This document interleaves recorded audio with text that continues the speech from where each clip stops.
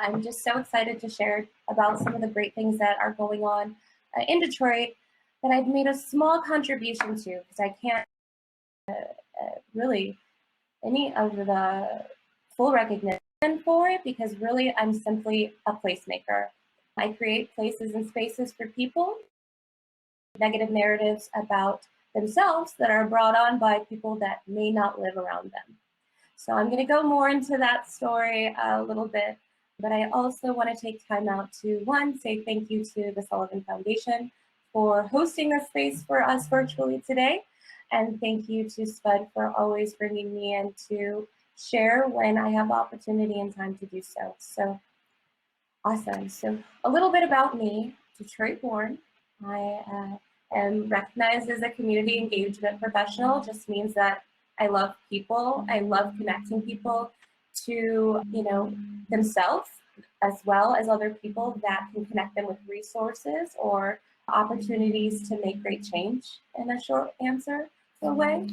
I've been working in Detroit for over 10 years, but specifically in the community that I'm going to share with you today, which is located on Detroit's east side. I've been intentionally working around disrupting negative narratives for about 10 years now, and I'm excited to share a little bit with you about that.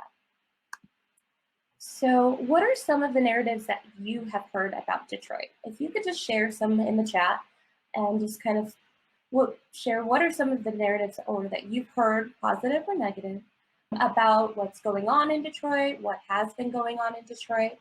I want to just see what's out there. And I also want to note there's a lot of rich history and just almost just magic that happens here as it relates to the great things. Motown, Hitsville, with the big auto industry, as it relates to Detroit and the Motor City. I'm not going to go into that, but it's interrelated in ways that will be heard through the storytelling that I'm going to share. So I just really want to let you know that this is more of a focus on how me as one individual has been able to work to break down those negative narratives in the community in which I simply adore, I love. That energizes me, right? So that's what I'm going to be talking about. So as it relates to negative narratives in Detroit, we have been known for just dilapidated housing. There's been a lot of articles and negative media that's been around as it relates to the living conditions, to the housing conditions after the housing crisis in 2008, which affected cities across the country in ways that we're finally being able to come back from. But it has been really a slow progress. So when I started to work at Osborne High School, which is how I started this journey, I worked for a nonprofit organization called Build On, and they connected with young people through civic engagement in their communities. So we would work to address issues, have conversation, and strategize on what they felt was most important to them. And safety was one of those things. So a year after I started working at Osborne High School, this article came out from CBS Detroit, and the heading states it all: Detroit takes top spots on list of most dangerous neighborhoods in America. Talk about negative narratives. So me coming into this community, excited to be there, energized, all of a sudden there was just almost a spotlight on all of this negative media that was just trailblazing our communities. And it targeted the zip code in which I worked in. So 48205, which they were referencing as one of the dangerous neighborhoods in America, topped number 3 in the country. So it became a real critical, sensitive conversation for those that lived there who didn't necessarily feel connected to that other people were identifying through, meaningful statistics, but that wasn't necessarily the truth for all of those that lived in that zip code. So another narrative that I heard while working in Osborne High School was that people didn't care about their community. And that was simply not true. I worked with hundreds of young people in this area that were solely committed to making a difference and an impact. So much in making a difference and an impact. I worked with a young lady, and she was able to accumulate over 1,000 community service hours in over 4 years of her being at this school. She was able to travel to Nepal to build 2 schools, and she was able to bring that conversation and her experience back to share with her peers and inspire them to also step outside their boundaries in their community to do and connect with service across the globe. So I don't think that sounds like a narrative about Detroiters not caring about their community. Through those 1,000 hours, she's just one simple example of one who was solely dedicated to making a difference. So these are some examples. I know I mentioned safety was something that the young people identified as something they wanted to see improved. They wanted to create safer routes to and from their schools, because as you know, as a young person, if you don't have a car, you have to walk to and from to get to your destination. So a lot of our young people walked to and from school, but they were faced with conditions that were unsafe at the time, whether it was homes that were open to dangerous activity or just needed to be secured and beautified in a way that, created an uplift feeling around the surrounding area. So our young people decided that they wanted to create beautiful, powerful, inspiring messages on 150 plyboards that we received through a community partner, AmeriCorps, which we partnered for a day of service.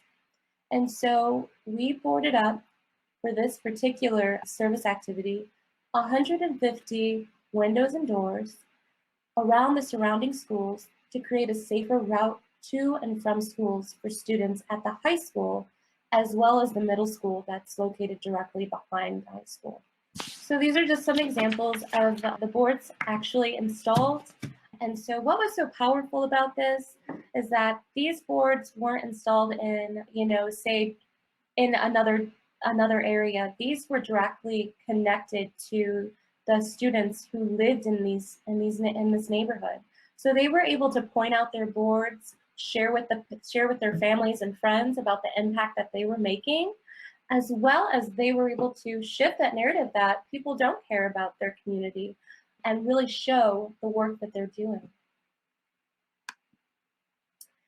Another narrative that is simply not true, is untrue, that I've been challenged to address, is Detroit is unclean and unsafe.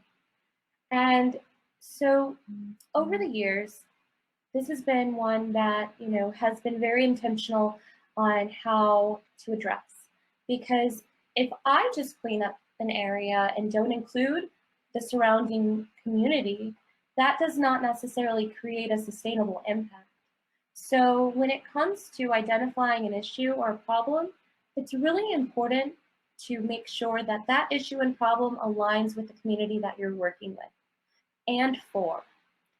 So I transitioned from working at Osborne High School to an organization, a nonprofit, called Osborne Neighborhood Alliance.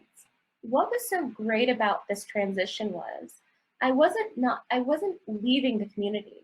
I was still situated in the proximity to still connect and serve the students that I connected with at Osborne, but it also allowed for me to expand my reach. And so I wasn't just able to work with students, I was able to work with their parents, their siblings, as well as their grandparents. So I was able to be more inclusive in how I was connecting with those in that area, that 48205 zip code.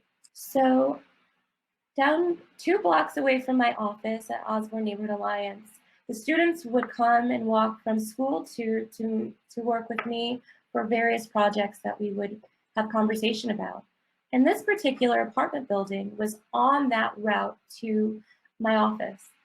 And so it became a conversation piece as it relates to, them coming to and from, how it made them feel, and also the change that they wanted to create as it related to the space that was around the community hub that I was located in. So through those conversations, we were able to work to transform this space. Not only did we transform it, we were able to engage several partners in this project. And as you see, the organization Build On is listed as one of those partners in the window at the top. We made sure to highlight our partners that participated in really being able to make this project come to fruition. It's important to include those great partnerships.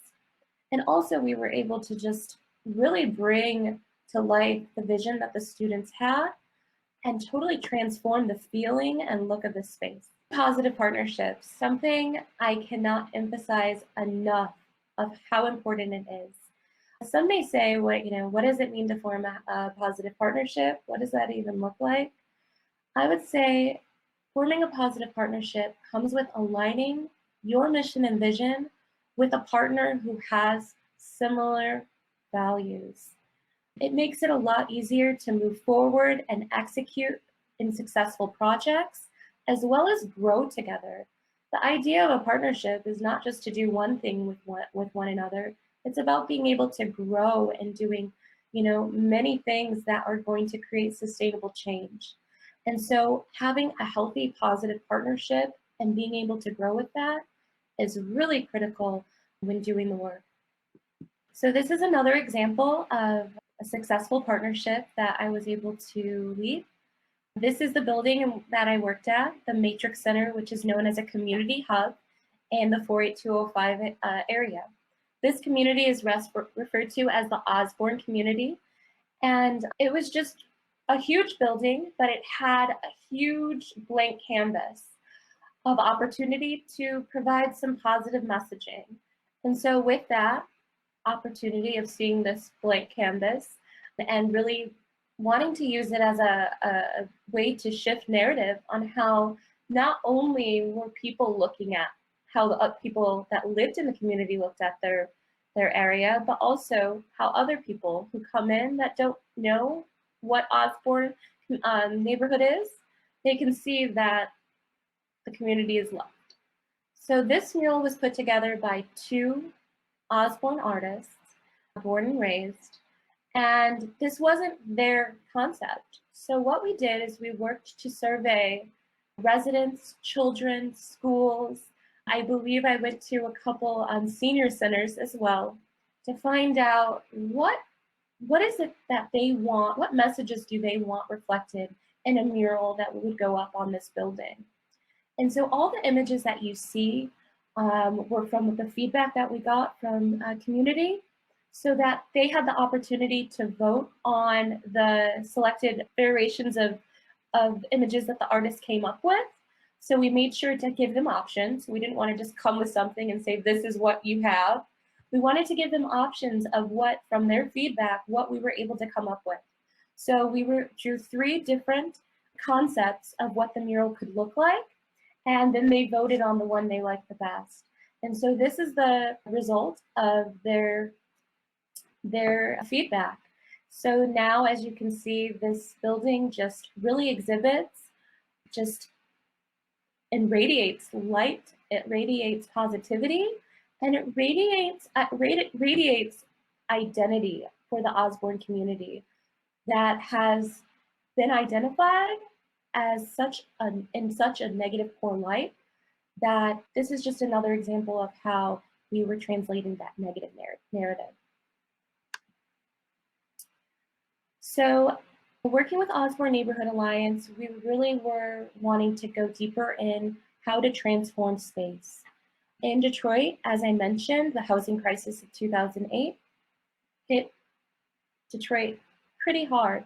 So there was a lot of empty buildings, apartments, and things of that nature that we wanted to address. So this is an example of being able to take an area where there were vacant apartment buildings and transform that into the first butterfly garden in the city of Detroit.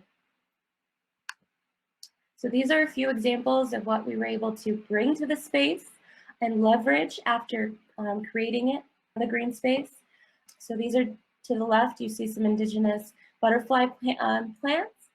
And also to the right, you see that there is what's supposed to mimic a caterpillar that was creatively made through tires. So being able to reuse and recycle materials that may have been dumped and repurpose them for an object of play, positive play. And in the center, this is something that's very dear and special to me. We were able to secure funding through the Knight Foundation as well as the DIA, Detroit Institute of Arts, to work with a sculpture artist to really reflect the chrysalis and metamorphosis of the transformation of the space. So the butterfly represents the metamorphosis, the change that has taken place in this area, and community, they were able to paint all of the sticks in the center, which is supposed to represent the cocoon.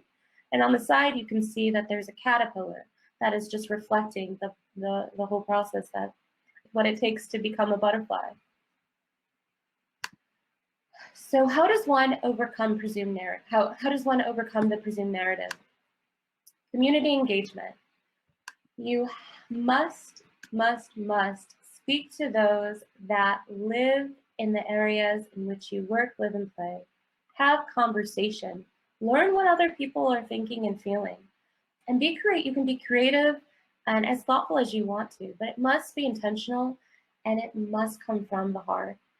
People just like you can feel when something is not necessarily authentic, and you want to ensure that you're being authentic with those that live in these spaces, and you're really showing up because you truly want to be there. So this is just an example of a neighborhood visioning session that I had last year to learn more about how people wanted to see change on their block as well in the district.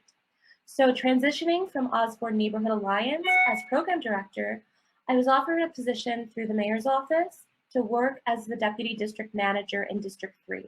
So this just was kind of like the next tier to being able to expand my reach to the residents that I was already serving in the 48205 zip code, but it was able to expand it throughout several zip codes on the Detroit East Side. So now this is the position which I have, but I still hold that space for community. I still work to ensure and advocate resources for the needs that residents have and share, and also connect them with others that may be able to help guide them through some of the challenges that they have. So I know I have just a little bit more time to share. These are just some examples on how I connect with community through just dialogue as well as conversation. And most importantly, taking action. So once you gather that information, it's time to take action. And so once you are able to gather that data, bring in those individuals who provided you with that, and start to strategize with your plan and take those steps into action to create a beautiful, beautiful change. So the narrative is changing in Detroit. It's changing for the good. So like you saw that earlier article, this article is from September of 2019 that states the once deadliest zip code, 48205, is sees progress. And this was highlighting one of my great residents in the block floods that I kind of oversee, the wonderful work that they're doing. So it was wonderful to see how media is being able to present and shift those negative narratives that have been shared previously. So these are just some more examples of engagement that I've been doing. And what's next? I'm working on a lot of different things right now. Most importantly, I think I'm really working to connect and really recognize our community residents for just their resilience. And so really working on creating district celebration spaces. And so I'm planning a citywide parade to connect and just say thank you to those that have been, diligent and combating those negative narratives for so long. So I want to say thank you guys for being here and helping me share, or just allowing for me to share with you. And just a few examples of how you can help change the narrative and where you live. Write a positive story about some place that you may have visited that, others may have just different viewpoints on. Share your perspective in a positive light to combat those negative narratives. Feel free to come to Detroit and share and write a story about the work that we're doing here.